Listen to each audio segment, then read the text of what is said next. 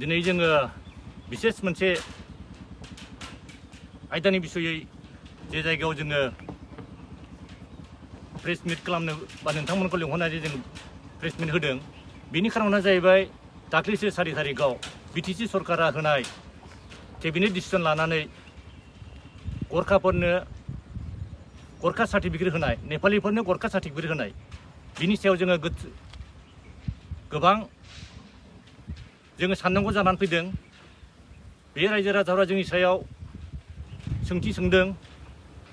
जे नोंथांमोना tribal rights प्रटेक्शननि राइटनि जानानै बिनि सायाव मा थांखि लादों बे बुंनायाव जोङो मिडियायाव फैनो गोसो गैयामोनबाबो जों दिनै रायजो राजाफ्राबो जाहाथे मिन्थिनांगौ मिन्थिनायनि थाखाय जे बिटिसि सरकारा मा डिसिजन लादों बा बिथांमोनहा गावसोर निजे लादोंना गुबुनजों खालामहरजादों बिनि सायाव जोङो बिथङै मिन्थिलायनो थाखाय जोङो बे आयदाखौ लानानै दिनै मिन्थिहोनो लुबैदों जे जोङो बे नटिफिकेशननि सायाव जोङो 8 तारिखआव जोंनि CM प्रमद सारनो जोङो मेम'रेन्डाम होबाय बे मेम'रेन्डाम होनायनि मोनायावनो जोङो मोनाबिलियाव जोङो नोंथांमोननि मिडियानि थ्रुआव जोङो इउटुबाव नुनो मोन्दों जे EM रन्जित फेरेंगा सार बिथाङा माखासे स्टेटमेन्ट होदों जे गरखाफोरनो बेबादि नेपालिफोरनो गथाय नेपालिफोरनो होनाय जानाय नङा बे सार्टिफिकेटआ मात्र माखासे गरखाफोरनि जायफोरा प्रटेक्टेड बिसोरनोल' होनाय जागोन होननानै बिथाङा बुंदों नाथाय बाथ्राया बेसो जे बे जिनिसा जाय प्रटेक्टेड बा जायहा जोंहा एक्जिस्टेन्स थाखानाय दङ जायहा बेखौ बनाफाइड सिटिजेन होनदों बा जायहा बिटिसि 6 शिड्युलनि बिटिसि दानायनि सिगांनिफ्राय दङ बिसोरखौ जेरै राइटजों मोनदों बे मोनगासिनो दङ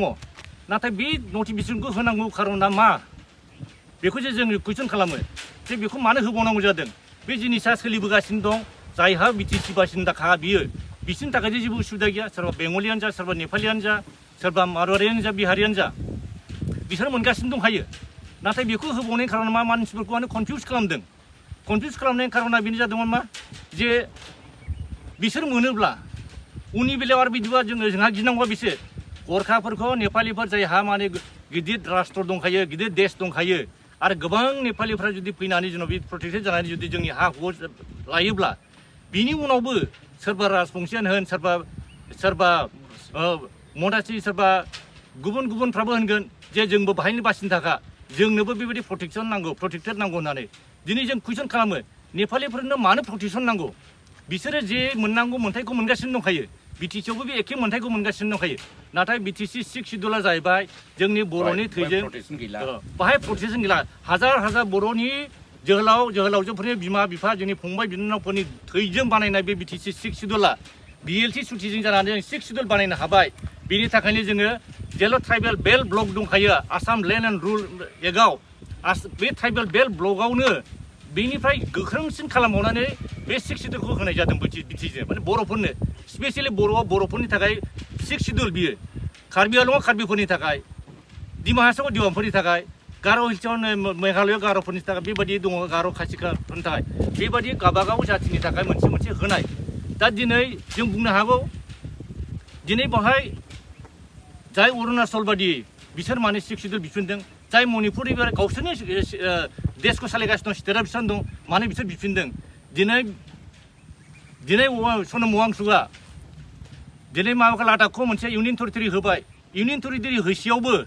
बिसोर जोंनि इउनियन टेरिटरिजों साफिसियेन्ट नङा जोंनो 6 शिड्युल नांगौ मानो होनबा इउनियन टेरिटरि मोनब्लाबो जुदि बाहाय 6 शिड्युल बा प्रटेक्टेड थायाब्ला बिसोरनो हा हुखौ बायजोबगोन होनबा दिनै लादाखिफ्राबो गोमाजोबगोन नोंखायनो सनम वांचुकआ बाहाय फैदोंमोन जोंनि बिटिसि 6 शिड्युलानो स्ट्रंगेस्ट 6 शिड्युल होननानै मानो होनबा बेखौ एमेन्डमेन्ट खालामनानै जोंनि ट्राइबेल एरियायाव बा जोंनि प्लेन्स एरियायाव खालामनाय जादों खुनु इन्डियायाव गैया दा बिथाङा बेवहाय जोंनि माबा मोनसे फेस्टिभेल जादोंमोन बेवहाय गौरांबै पार्कआव कालचारेल कमप्लेक्सआव कालचारेल एन्ड इडुकेसनेल कालचार मोनसे माबायाव फेस्टिभेलाव बाव फैदोंमोन बेवहाय बियो 6 शिड्युलनि माबाफोरखौ बेवहाय लाना फैदोंमोन बियो स्टाडि खालामफैदोंमन नाथाय जोंनि बिटिसिनि सेक्रेटारि प्रिन्सिपाल सेक्रेटारि जोंनि अफिसारफ्रा बिथांखौ मोजां हेल्प खालामहराखै बिथांनो मोजां रिप्लाय हराखै बिथांखौ मोजां माबा खालामाखै जायनि थाखाय बिथाङा सेटिसफाइ जालाङाखै जे बिथाङा जे सिक्स सिडुलसे मोनसे ट्राइबेलफोरनि थाखाय प्रटेक्सन होनायनि थाखाय मोनसे गोरा आयेन बे आयेनखौ बिथाङा मिथिलांनो लुबैदोंमोन बा जोंनि बिटिसिखौ स्ट्रं होनना मिथिनायखाय बिथाङा फैदोंमोन नाथाय बिथाङा सेटिसफाइ जालाङाखै जों बेखौ मिथिनो मोन्दों दिनै बिटिसि सिक्स सिडुलाव जोंनि थाखाय रोखा होखानाय दंखाथारो जे बियो ट्राइबेल बेल्ट ब्लकआ थासे थानानैबो बे जायगायाव नन ट्राइबेल एरिया दङ माने बेल्ट ब्लकनि बाहेरा दङ बे जायगाखौ प्रटेक्ट बे जेला सिक्स सिडुल जाबाय बे गासै बिटिसि सिक्स सिडुलाव खुनु बाहाय दस्राया प्रटेक्सन मोना बावहाय खुनु गरखाबो मोना खुनु नन ट्राइबेलानो मोना दा बावहाय जोङो गुरखाफोरनो सोदेरनानै प्रटेक्टेड क्लास गैला बावहाय बेबायदि प्रटेक्टेड क्लास होनो मोना नाथाय बेखौ बोरै होखो सोरनि इनस्टिगेसनाव सोरनि कनस्पिरेसियाव बिथांमोना रन्जित सार बिथांनिफ्राय जों बिथांनि बुंनायाव मिथिनो मोनो जे बिथाङा बेखौ होनो हाया होननानै बुंखाबाय होनो हायसेयाव जे बै नटिफिकेसनखौ जे होनानै बिथांमोना खालामदों बेखौ माने बासिल'नांगौ जोंहा मा दरखार दं गरखाफ्रा उमुक मुगासो गरखा बिसोरनो जों होगोन बिसोरनो जों होआ नेपालिफोरनो बेखौ जोंहा बासिनांगौ दरखार गैया मोना जोंनियाव बिथांनिफ्राय जों मिथिनाय होनबा बिथांमोनहा सोरजोंबा सालाय हरजानाय लामा जोंहा बेखौ गिनांगौ जानानै थादों नोंखायनो जाहाथे बिथांमोनहा बेखौ जोङो मिथिगौ फेरेंगा सार बिथाङा गावबो मिथिगौ जे गोबाव समनिफ्रायनो दिनैसिम 4 बोसोर जाबाय बेखौ होआखै होबथानानै दोनबाय थाखादों फाइलखौ होबथानानै दोनबाय बेखौ होनो हाया नाथाय दिनै बे समाव होनायनि खारना मानो होदों होनो हाया होननानै मिथिखानानैसोयावबो मानो होदों नै बेहाय जोंहा कुइसन जादों बेनिखायनो जाहाथे बे जिनिसखौ खालामा मानो होनबा बे जिनिसखौ खालामोब्ला जोंनि थाखाय गिथावना जागोन बेनिखायनो जों बे सिक्स सिडुलखौ बासायना लाखिनायाव बर'लेण्ड सिक्स सिडुल बर'फोरनि थाखाय सिक्स सिडुल बे सिक्स सिडुलखौ जों बासायना लाखिनायाव जोङो कमप्रमाइस खालामा मानो होनबा बे जिनिसखौ खालामोब्ला जोंनि थाखाय गिथावना जागोन बेनिखायनो जों बे सिक्स सिडुलखौ बासायना लाखिनायाव बर'लेण्ड सिक्स सिडुल बर'फोरनि थाखाय सिक्स सिडुल बे सिक्स सिडुलखौ जों बासायना लाखिनायाव जोङो कमप्रमाइस खालामा बिथांमोनहा जाहाथे कमप्रमाइस खालामनाङा बिथांमोनहा बे सार्टिफिकेट होनायखौ बिथांमोनहा बातिल खालामनांगौ बेखौ बिथांमोनहा उइथड्र खालामनांगौ आरो खुनु जाथिनो जोङो सिक्स सिडुल एरियायाव होनो हाया जायनि थाखाय जोङो बेखौ आयेनजोंबाबो जों थांगोन ओंखायनो जों साफ्रोमबो बर' रायजो राजाफ्राबो जोंबो हाथियार लानांसिगौ बेनो जे हाथियार होनबा बे नङा जे जोङो AK-47 गुलि बारुद हाथियार नङा नाथाय जों कलमनि आयेननि हाथियार जोंहा गोरा हाथियार दंखायो बे बिटिसि सिक्स सिडुलानो गोरा हाथियार जोंनि थाखाय बेवहाय नांनो थाखाय बयबो संगठनफ्रा फै जायनि थाखाय जों बुंदों जे बेखौ जोङो नांगोन आरो बे हाथियारजों जोङो दावहा नांगोन आरो बेवहाय जोङो खुनु गुबुन हारिफोरखौ जों बे जायगायाव जोंनि मानोबा जोंहा जेबो उफाय गैया जोङो दिनै खारै भुटान बर्डार सेरावल'सो जोङो गुबुनफोरबायदि जोंहा गोबां दस्रा देश थानाय दस्रा रायजो थानाय जोंहा बेबायदि गैया जों बहा थानो जोङो सोरबा बेंगलि सोरबा बांगालफोर बा सोरबा नेपालफोरखौ जों रिकुवेस्ट खालामनांगौसो जोंखौ अनदो जोंखौबो थांनो हो जे जोङो सिक्स सिडुलाव जों जख्रबसेल' बर'फोर बेवहायल' जों थांनानै थानो थाखाय जोंनो हो जोंखौ मानो उल्थां फाल्थां दिनै जोंनि कनस्टिटिउसनखौ मानो उलट पलट खालामनो नागिरदों जोंनि सिक्स सिडुलखौ मानो उल्थां फाल्थां माने सेर खालामनो नागिरदों बिनि थाखाय जों बयबो सांग्रां जानांगौ बेनिखायनो आङो खावलायो जों बयबो जाहाथे बिनि सायाव सांग्रां थायो आरो जोंनि दैदेनगिरिफ्रा जाहाथे बेखौ मावा जोङो प्रमद सारखौ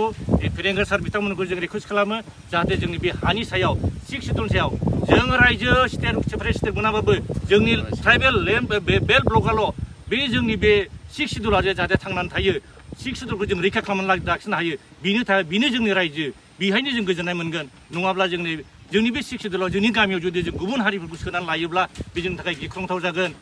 दिनै मजाबारिनि केसनि बिथाङा बुंदों मजाबारिनिखौ दासिमबो नंगौ हाग्रामाया होआखै जानो हागौ हाग्रामायाबो होआखै दिनै हाग्रामाखौ होननानै 17 बोसोर होआ जोंबो होआ होनना बुङोब्ला दा दिनै बेहायबो जोंबो होआ बे होयियाव बिदि लालायोबा जानाय नङा दिनै बिथांमोनजों कमप्रमाइस मानो खालामनो नागिरदों बिसोर माबेनिफ्राय फैदों फाहामनानै फैदों बिसोर जुदि बिनि बासिनो थाखायबा बिसोर न' दं बिदिबा बे बिटिसिनि मानसिखा बिसोरखौ जोङो हिउमेनिटि ग्राउन्डआव दोनफिननो होननानै बुंदोंब्ला बनाफाइड सिटिजेन होननानै बुंदोंब्ला बिसोर बे जायगायाव दङ बे जाय जायगानिफ्राय फैदों बे जायगायाव थांफिननो हायो बिथांमोना जेरै जोंनिखौ सान्तिपुराव बिथांमोना हाग्रानिखौ होदों बिसोर गामिनिफ्राय फैदों जाय गामिनिफ्राय फैदों बे थांफिन दिनै हगारबाय जोंबो मोजां मोनदों हाग्रायाव हाबनायखौ होखांनायखौ बर'आनो जा हारसायानो जा हगारनायखौ जों मोजां मोनबाय जे प्रटेक्ट जानांगौ हाग्रायाबो दिनै हगारबाय बिसोरखौबो जुदि होयोबा बे जोंनि न'आव हाबफैनानै थानाय सिख'नानै लाफैनाय बिसोर इनक्लुजारखा बे इनक्लुजारखौ जुदि बिसोरनो जायगा होयोब्ला बा गुबुन जोङो ट्राइबेल बेल्ट ब्लकनि नङै माने ट्राइबेल नङै जायगायाव जोंनि बिटिसियावनो जुदि दोनो होनोब्ला गुबुनफ्राबो होनगोन जे जोंखौबो दोनदो जोंबो बिटिसिनि आवगायनिफ्रायनो दङ जोंखौ दोनदो होमबा बेखौ जों बिराद गिदिर भुल खालामनानै जागोन बेनि सलुसनखौ उनाव जोबनायावबो जों खालामहैनो हानाय नङा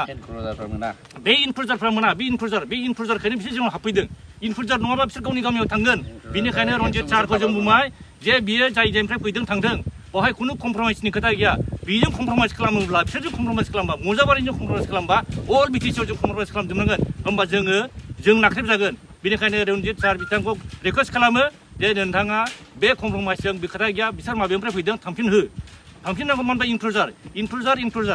बेवहाय दिनै इनक्लुजार खालामनायनि थाखाय जोंहा बेवहाय हमदर्दी जानांगौ बा जोङो बिसोरखौ अननांगौ बे खोथा नङा जोंनि फिउचार बिदिबा जोंखौ सोर अनगोन जों बहा थांनानै थागोन जों बेखौ नाहरगोन जों होनबा जों दा बे 10 बोसोरनि उनाव जोंनि फिसा फिसौआ मिथिया बेफोरखौ जों दा आन्दलन